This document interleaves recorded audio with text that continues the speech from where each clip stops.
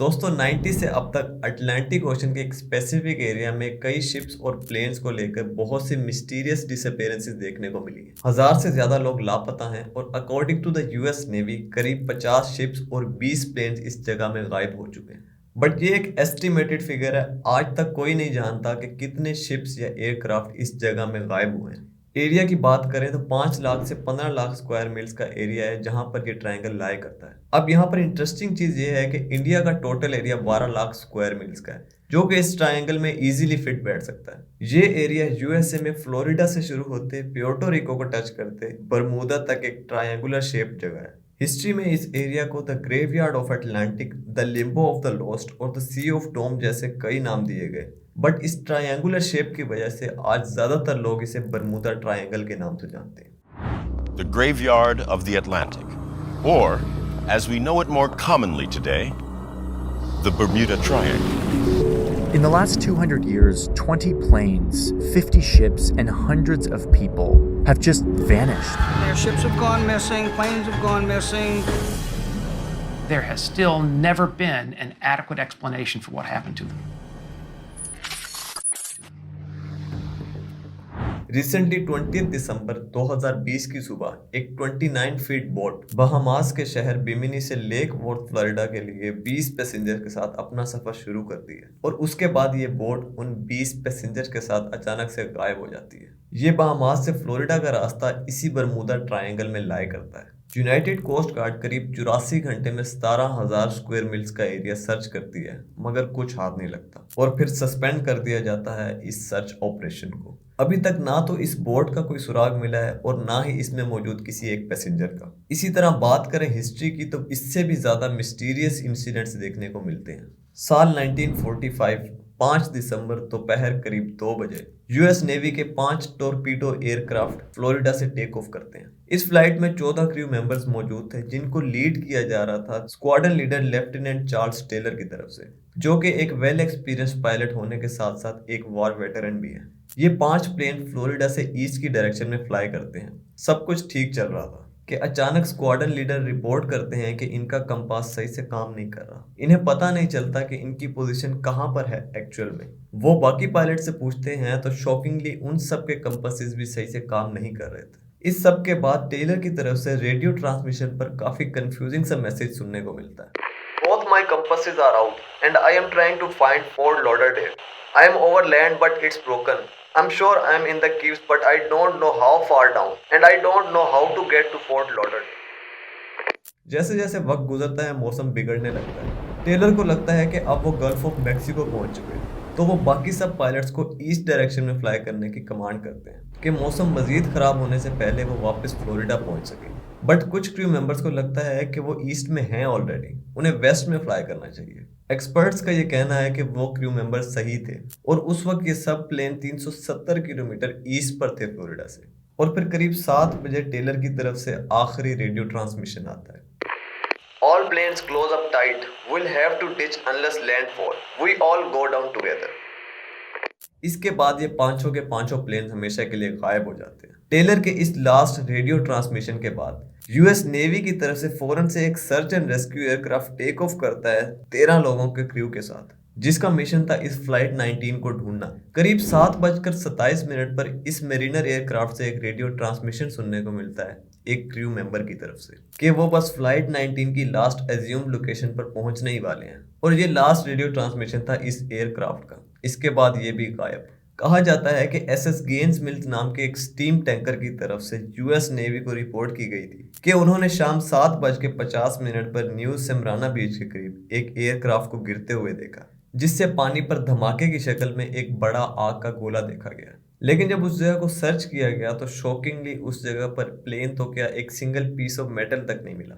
बहुत से search operations किए गए। नेवी ने अपने करीब 248 प्लेन्स और 18 सरफेस क्राफ्ट भेजे। ये उस वक्त का बिगेस्ट सर्च ऑपरेशन था, जिसमें करीब 2 लाख स्क्वायर माइल्स कवर किए गए अटलांटिक ओशन और गल्फ ऑफ मैक्सिको के।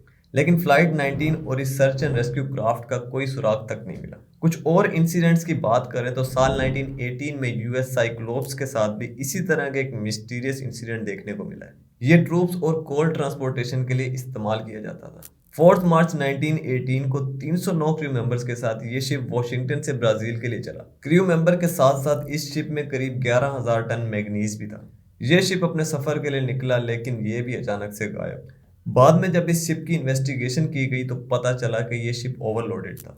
इसकी मैक्सिमम कैपेसिटी 8,000 टन थी, जबकि इसके ऊपर 11,000 टन मैग्नीज लोड किया गया था, जिसकी वजह से यह शिप समंदर में डूब गया। लेकिन अगर ओवरलोडिंग की वजह से यह शिप डूबा तो यहाँ पर सवाल ये उठता है कि 542 फीट लंबा यह शिप, 309 क्रू मेंबर्स और 11,000 टन मैग्नीज था इसमें। अगर ये शिप डूबता तो कुछ तो मिलता समंदर में, लेकिन ऐसा कुछ भी देखने को नहीं मिला। इसी तरह साल 1881 में एलन ऑस्टिन नाम का एक शिप लंदन से न्यूयॉर्क जा रहा था। बरमूदा ट्रायंगल के रास्ते में उन्हें एक अनजान जहाज दिखता है। बाहर से देखने में यह जहाज बिल्कुल नॉर्मल लग रहा था, लेकिन इसमें किसी इंसान का कोई नामो निशान तक नहीं था। एलन ऑस्टिन के कैप्टन बेक 2 दिन तक इस अनजान जहाज से कांटेक्ट करने की कोशिश करते हैं कि शायद कोई मूवमेंट हो, किसी तरह का कोई रिस्पॉन्स देखने को मिले दूसरी तरफ से, मगर ऐसा कुछ भी नहीं हुआ। आखिर कैप्टन बेक अपने कुछ क्रू मेंबर्स के साथ उस शिप पर जाते हैं और पता चलता है कि वहां पर कोई इंसान नहीं है। सब सामान अपनी जगह पर है जहां पर उसे होना चाहिए। कोई मारपीट, किसी खून खराबे का कोई नामो निशान नहीं है।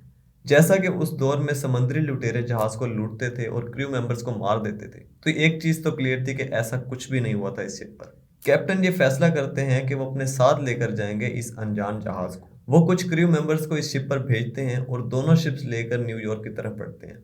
2 दिन तक सब कुछ ठीक चल रहा था कि अचानक से एक तूफान आता है और अलग हो जाते हैं दोनों जहाज।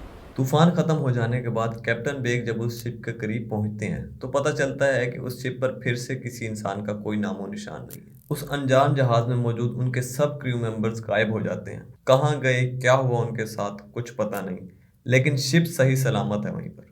कैप्टन बेक ने दोबारा से कोशिश की इस अनजान जहाज को अपने साथ ले जाने की, लेकिन फिर से 1-2 दिन बाद तूफान आता है, जहाज अलहदा हो जाते हैं और उसके बाद से ना तो वो अनजान जहाज किसी को दिखा और ना ही किसी क्रू मेंबर का कुछ पता चला। कितनी मिस्टीरियस स्टोरी है, लेकिन अफसोस ये सब मोस्ट प्रोबेबली सिर्फ एक कहानी है, क्योंकि ऐसी कहानियां जनरेशन बाय जनरेशन चली आ रही होती हैं और इनको ठीक से वेरीफाई करना पॉसिबल नहीं होता। और बहुत से लोगों का ये मानना है कि बरमूदा ट्रायंगल भी सिर्फ एक कहानी ही है। बरमूदा ट्रायंगल की मिस्ट्रीज को लेकर कई थ्योरीज बनाई गई। कुछ ने कहा इस जगह में समंदर के नीचे एक बड़ा सी मॉन्स्टर है जो सब कुछ गायब कर देता है। किसी ने कहा यह दूसरी दुनिया में जाने के लिए एक दरवाजा है। कुछ लोगों ने एलियंस को ब्लेम किया, लेकिन हम उन थ्योरीज पर फोकस करते हैं जो थोड़ी साइंटिफिक लगती हैं, जिनमें कुछ फैक्ट है। पहली बात, इस एरिया में हरिकेन्स की रेशो 1 ऑफ द हाईएस्ट है दुनिया में।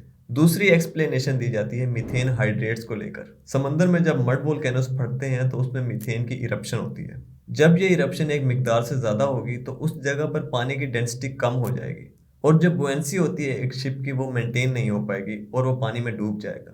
लेकिन दोस्तों, अगर ऐसा होता तो इंडोनेशिया के जावा आइलैंड के करीब समंदर में yearly 1 lakh ton methane eruption होती है, तो वहां पर भी ऐसी मिस्टीरियस डिसअपीयरेंसेस देखने को मिलती, मगर ऐसा कुछ भी नहीं है।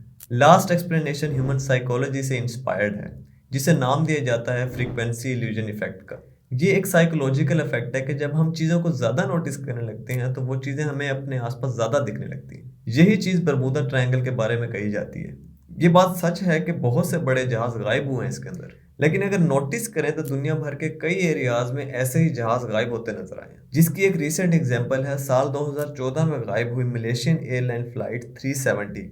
लेकिन ये प्लेन तो बरमूदा ट्रायंगल में गायब नहीं हुआ, क्योंकि असल में लोगों ने जब बरमूदा ट्रायंगल की मिस्ट्रीज को सुना तो इसको ज्यादा नोटिस करना शुरू किया। इसी तरह अमेरिका की national oceanic and atmospheric administration का कहना है कि ओशंस में सारी डिसअपीयरेंसेस सिर्फ बरमूदा ट्रायंगल में ही नहीं, बाकी ओशन में भी इतनी ही डिसअपीयरेंसेस देखने को मिली है। इसके अलावा WWF ने भी साल 2013 में जब अपनी डिटेल स्टडी कंडक्ट की world's most dangerous bodies of water for shipping पर, तो उनमें बरमूदा ट्रायंगल का एरिया आता तक नहीं था। इसीलिए आज डेली बेसिस पर फ्लाइट्स बरमूदा ट्रायंगल के रूट से फ्लाई कर रही हैं विदाउट फेसिंग एनी इशू। और एक प्रॉपर एयर ट्रैफिक कंट्रोल बनाया गया है जो पायलट्स को नेविगेशन में मदद करता है, जिसकी वजह से इन मिस्टीरियस डिसअपीयरेंसेस में काफी हद तक कमी देखने को मिली है। आज की वीडियो के लिए इतना ही। उम्मीद करता हूँ वीडियो पसंद आई होगी। अगर वीडियो अच्छी लगी हो तो लाइक करें। इसी तरह की और इन्फॉर्मेटिव वीडियोस देखने के लिए हमारे चैनल को सब्सक्राइब करें। मिलते हैं नेक्स्ट वीडियो में, तब तक के लिए बाय।